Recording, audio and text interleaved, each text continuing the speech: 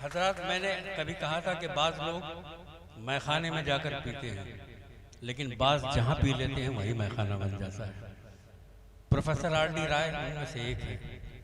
सैकड़ों शागिर्द इनके, सैकड़ों शोधकर्ता इनके पूरी दुनिया में हिंदी का प्रचार प्रसार कर रहे हैं। ऐसी सोच रखने वाला, ऐसे ज्ञानी, ऐसा दानिश्वर हमारे बीच जब हो तो अपने आप पे गर्व होने लगता है, फख्र होने लगता है। मैं उनसे निवेदन कर रहा हूँ, आदरणीय ने बहुत समय दिया कि वो आशीर्वाद के चंद शब्द हमारे लिए कहें, और मैं चाहता हूँ कि आप एक बार इस्तकबाल कर दें, खड़े होकर तो ज़्यादा अच्छा लगेगा। Professor R.D. राय साहब हमारे बीच।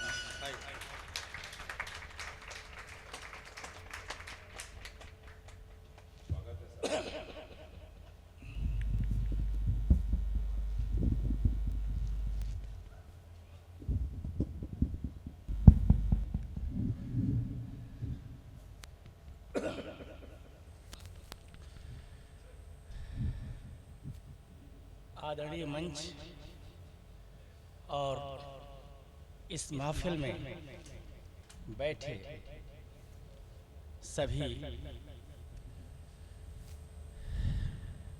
आदरणीय साथियों,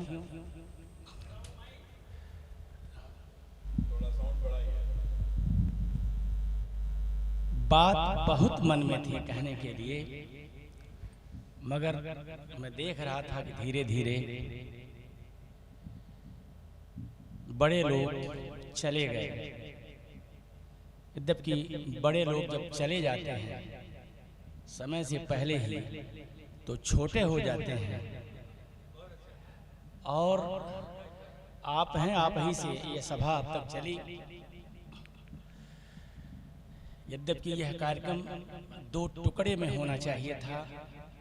एक जो पहला सत्र था, मुझे भी ये लग रहा था कि उसी सत्र में मेरी भी बात हो जाएगी तो थोड़ी और विस्तार से बात हो जाती, और अगला सत्र बाद में होता और उसकी अध्यक्षता कोई अपने बीच का वरिष्ठ शायर करता। मगर हमें लगता है कि आदरणीय कैसर साहब ने सील और संकोच बस मुझे बैठाए रखा, और मेरी भी व्यवस्था थी, अध्यक्ष की भूमिका में बैठा दिया गया था। मंच पर मोटे खूंटे से, मोटी रस्सी से बांध दिया गया था। कभी कभार उधर जाने की अनुमति तो थी ही। बहुत अच्छा लगा। वर्षों बाद इस तरह की महफिल अपने सामने आई। यद्यपि विश्वविद्यालय अध्यापक होने के नाते अब तो अवकाश प्राप्त कर लिया, वहाँ से भी आए दिन ऐसे अवसर हासिल होते रहते हैं, अपने शहर में भी, विश्वविद्यालय में और दूसरी जगहों पर भी। लेकिन मैं पूरे प्रमाण के साथ कह सकता हूँ, डॉक्टर कलीम साहब द्वारा आमंत्रित यह महफिल मेरा स्पर्श कर गई, मुझे छू गई, और इसकी चर्चा बहुत दूर तक, देर तक होती रहेगी। सबसे पहले मैं आदरणीय वफा साहब को बधाई देना चाहता हूं। एक व्यवस्थित रचनावली के लिए, जिसको नाम दिया गया है कुल्लियात। ये वफा का माने तो मैं जानता ही था, ये तो योजक है, योजक चिन्ह की तरह है, और सचमुच कुल्लियात का ठीक ठीक अंदाज लगा ले रहा था, लेकिन ठीक ठीक अर्थ पूछा मैंने कलीम साहब से, और आपने बताया। इस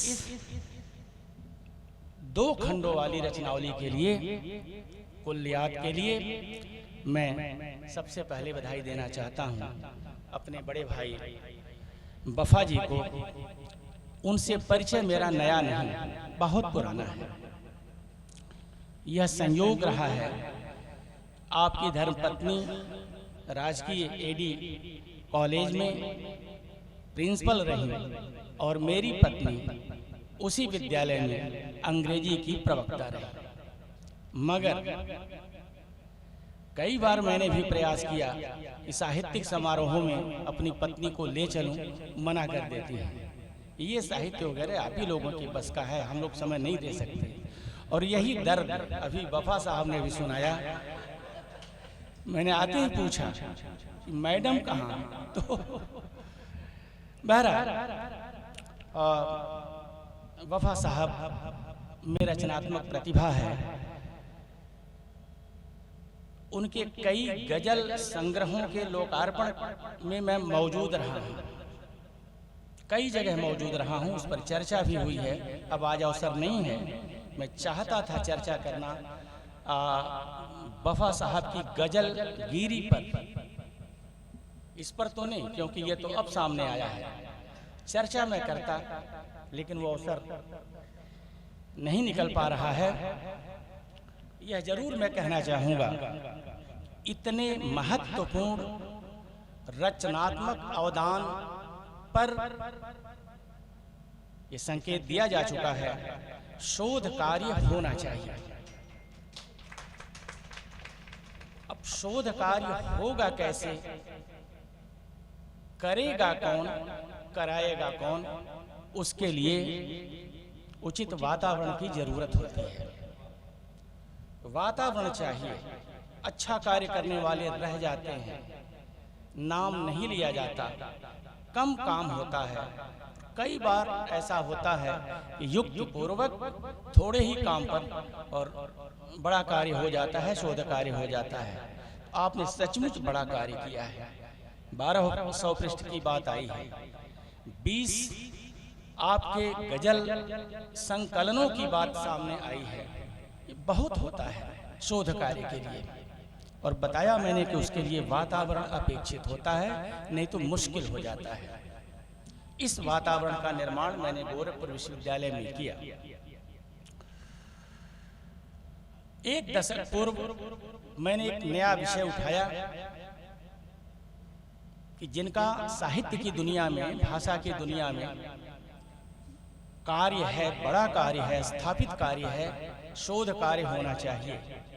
मुझे मुठभेड़ लेना पड़ा, प्रतिकार हुआ इस मेरे प्रस्ताव का। अधिसंख्य लोगों ने एक स्वर से कहा कि अरे, जीवित व्यक्ति पर शोध कार्य होता है क्या? जीवित कार्य पर, व्यक्ति पर शोध कार्य करने की परंपरा नहीं रही है। मैंने हस्तक्षेप किया कि शोध कार्य तो जीवित व्यक्ति, क्या जीवित व्यक्तित्व पर होना चाहिए, मरे हुए पर शोध कार्य होगा क्या? यह मैंने रखा और हुज्जत की। महीनों वो प्रस्ताव टलता रहा, मगर बहाली मिली मुझे, और पहला शोध कार्य मैंने जीवित व्यक्तित्व आचार्य सत्यनारायण त्रिपाठी, जो अब नहीं है शरीर में, उन पर शोध कार्य हुआ। और बारी बारी 1, 2 और 3 शोध कार्य उनकी गजलों पर, उनके भाषा वैज्ञानिक व्यक्तित्व पर और उनके साहित्यिक चिंतन पर संपन्न हुआ उनके जीवन काल में ही। मैंने शोध कार्य कराया आचार्य जगदीश प्रसाद श्रीवास्तव अतृप्त जी पर, बहुत बड़े कवि रहे हैं, आप सभी लोग जानते हैं। उन पर मैंने शोध कार्य कराया उनके ही जीवन काल में। डॉक्टर अमरनाथ पांडे ने उन पर शोध कार्य किया, संपन्न किया। और मेरे साथ आए हुए हैं मेरे शोध छात्र और अब प्राध्यापक हैं डिग्री कॉलेज में, डॉक्टर अंगद कुमार सिंह। इन्होंने शोध कार्य किया प्रोफेसर परमानंद श्रीवास्तव के जीवन काल में ही शोध कार्य हुआ, और वो शोध कार्य प्रकाशित भी हुआ। और आगे मैंने शोध कार्य किया, उनके लिए भी बहुत, क्या कहेंगे, युद्ध भी करना पड़ा। डॉक्टर ये जुगानी जी, रविंद्र श्रीवास्तव जुगानी जी पर शोध कार्य अभी अभी संपन्न हुआ है। पवन कुमार राय नाम के शोध छात्र ने उन पर शोध कार्य किया। यह परंपरा जब मैंने शुरू की तो शेष अपने सहयोगी मित्रों ने अपने अपने गुरुओं को लेकर, अपने अपने वरिष्ठ मित्रों को लेकर शोध कार्य कराना शुरू कर दिया, और कई एक शोध कार्य हुए। ये कहने का आशय सिर्फ ये है, आप पर शोध कार्य हो सकता है और होना चाहिए। अब छोटा सा संकट यह, वो हमारे गुरु जी का एक शेर है कि असमय ही बाजार उठ गया, क्या तुम लेते, क्या मैं देता, क्या तुम लेते, असमय ही बाजार उठ गया। यद्यपि उन्होंने दूसरे संदर्भ में कहा था, मगर वह बात यहाँ भी सामने आ रही है कि मैं अवकाश प्राप्त कर चुका हूँ। यद्यपि मैं अभी गाइड हूँ, अभी जो पंजीकृत पहले से शोध छात्र हैं वो कार्य कर ही रहे हैं। पुराना नियम कहता है कि 70 वर्ष की उम्र तक अध्यापक गाइड रह सकता है, बन सकता है, रह सकता है, वो संभावना भी बनी हुई है। तो इस दिशा में मैं देखूंगा, कोशिश करूंगा, यत्न करूंगा। संघर्षशील व्यक्तित्व तो रहा है, सफलता मिलती है, होना चाहिए। इसलिए नहीं कि आप मेरे बड़े भाई हैं, वरिष्ठ मित्र हैं, ये कैसर साहब के मित्र हैं, ये नहीं। आप में उतना है, आपने इतना कुछ दिया है जिसके आधार पर शोध कार्य होना चाहिए, उससे ही पहचान बनती है।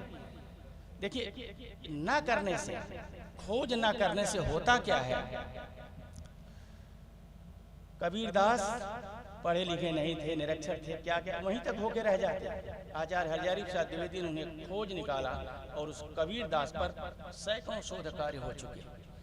तुलसीदास कथा के ही विषय बनकर रह जाते। व्यास लोगों के मुंह से कथा होती और बस इतने तक रह जाते। विश्वविद्यालय परिक्षेत्र में न आ पाते यदि आचार्य रामचंद्र शुक्ल ने उन्हें पहचान न दी होती। तो जरूरी होता है कि जो अपने साहित्यकार बंधु हैं, लेखक बंधु हैं, सबको मैं सुन रहा था, उन पर कार्य होना चाहिए, उन्हें भी अस्तित्व में आना चाहिए। छोटा सा अभियान नहीं है, इसके लिए कोई आंदोलन नहीं करना है, कोशिश करनी चाहिए। और एक छोटा सा सुझाव, ये जो आपका जुड़वा ग्रंथ है, एक सेट हमारे यहाँ के हिंदी विभाग में अध्यक्ष जी जो हैं इस समय, उनको आप भेंट करें। और इसका एक सेट उर्दू विभाग में भी, उर्दू विभाग में भी आप करें। और आप तो अंग्रेजी के व्यक्ति मूलतः रहे हैं, एक सेट अंग्रेजी वालों को भी दे दीजिए। एक सेट इसका आप वहाँ भेंट कर दें, विभाग को भेंट कर दें, आगे देखा जाएगा। तो बधाई आपके इस अच्छे प्रयत्न के लिए। और अभी मैं सुन रहा था सबको मुग्ध होकर, समय पूरा मैं लूँ तो घंटों लग जाएगा, हर एक पर टिप्पणी करता। शिक्षक होने के नाते, विश्वविद्यालय शिक्षक होने के नाते ठीक से मैं सुनता हूँ, निष्कर्ष भी निकालता रहता हूँ। मन होता है कि एक सुना करके गया, उस पर कुछ बात कह दी जाए, लेकिन वो अवसर आज नहीं है। सभी गजलकारों ने, शायरों ने प्रभावित किया। ऐसा नहीं था कि बस आप सुना रहे थे, मैं सुन रहा था, ठीक से सुन रहा था। यद्यपि मुझे शायरी नहीं आती, मैं गजल नहीं लिख पाता, कविता भी नहीं लिख पाता, लेकिन गजल और कविता दोनों की अच्छी समीक्षा कर लेता हूँ। भाषा का पहरेदार हूँ, भाषा विज्ञान का प्राध्यापक रहा हूँ, आचार्य हूँ, समीक्षाएं लिखता हूँ, किताबों की भूमिका में लिख लेता हूँ। मैं वो देख रहा था तो अब चीज आ गई। अब इस पर तो अब भूमिका क्या, अब समीक्षा, कोई समीक्षा मेरी आ सकेगी, किताब तो मेरे साथ जा ही रही है, तो उस पर समीक्षा आएगी। और भी जो लेखक हैं उनसे आप इस पर कुछ समीक्षा लिखाएं, एकत्र करें। तो सबको मैं सुन रहा था। अभी ये डॉक्टर साहब जो हैं, हाँ, अद्भुत, माने हर तरह से वो आपके पास हुनर थी और देर तक सुना जा सकता था। बहुत प्रभावित किया आपने। नीलिमा मिश्रा जी ने बहुत प्रभावित किया हम लोगों को। बैठे हुए हैं ये प्रदीप जी, मिश्रा जी हैं, नुसरत जी पहले से परिचित हम लोगों के लिए हैं, उन्होंने सुनाया हम लोगों को। और कलीम साहब के बारे में क्या कहना है, बहुत बार सुना हुआ है, यहाँ भी थोड़ा सुन लिया हम लोगों ने, आपको सुना, वफा जी को सुना, और इस बेटी को मैंने सुना। पूरा तो मैं नहीं सुन पा रहा था पहले वाला, लेकिन अंत की पंक्ति छू गई। जो बिंब खड़ा किया, इस सरेआम तमाशा हो रहा था चीर हरण का, और फिर भी धर्माचार्य कह दिया गया। धर्माचार्य का तमगा उनके हक में गया। बहुत अच्छा बिंब खड़ा किया और अच्छा संदेश दिया है। तो सभी लोगों ने बहुत प्रभावित किया कलीम साहब के लिए, क्योंकि ये सारा का सारा वातावरण आप ही की देन है। आपने यह महफिल सजाई, लोगों को एकत्र किया। ये आना चाहिए ऐसे भी। अब तो अखबार का तो दूसरा आलम है, कई पन्ना भरा रहता है दूसरी वजहों को लेकर। तमाम आजकल राजनीतिक क्या क्या वो करके दर्द होता है, थोड़ा सा कष्ट होता है, पीड़ा होती है इस बात को लेकर के। कितनी बड़ी महफिल, बाहर से आप लोग आए हुए हैं, सब कुछ सुनाया आपने, जाएगा ही अखबार में, ये जाएगा। वो कोने अतिरिक्त थोड़ा बहुत छाप देते हैं, कुछ कहा नहीं जा सकता उनको, कहने पर नाराज हो जाएंगे लोग और नहीं छापेंगे। वो वैसा करते हैं लोगों करके, लेकिन क्यों ऐसा होता है ये तो आना चाहिए। एक दिन क्या पूरा कॉलम आधे पृष्ठ का ये आना चाहिए। इतना बड़ा कार्यक्रम, ये साहित्यिक कार्यक्रम रहा, इसके लिए भी कोशिश करके ये अखबार में भी इसका कवरेज आना चाहिए। पत्रिकाओं में एक आलेख के रूप में, समीक्षात्मक आलेख के रूप में जाना चाहिए। और ऐसे कार्यक्रम आप करते ही रहते हैं। कोई पत्रिका जाने आपकी ओर से आती है कि नहीं आती है, अगर आती है उसमें भी ये सारा का सारा प्रसंग जाना चाहिए, अच्छा लगेगा। अब अवसर आज बहुत नहीं है, सिर्फ वफा साहब को बधाई देने का अवसर है।